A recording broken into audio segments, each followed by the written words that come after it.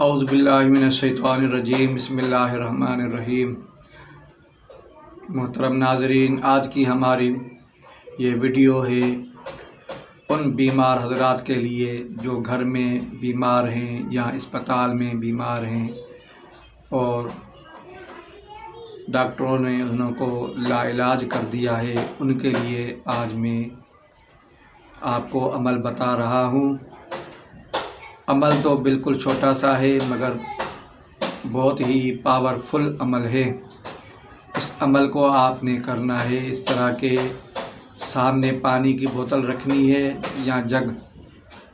पानी की बोतल का ढक्कन खोल करके आपने इस आयत करीमा को 1001 मरतबा पढ़ना है।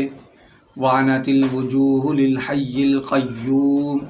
क़य्यूम पर आपने थोड़ा ज़ोर लगा करके पढ़ना है और ये 1001 मरतबा आपने पढ़ना है। अव्वल आखिर दुरूद इब्राहिमी को आपने पढ़ना है और जो बीमार हज़रात हैं उनको ये पानी आपने पिलाना है।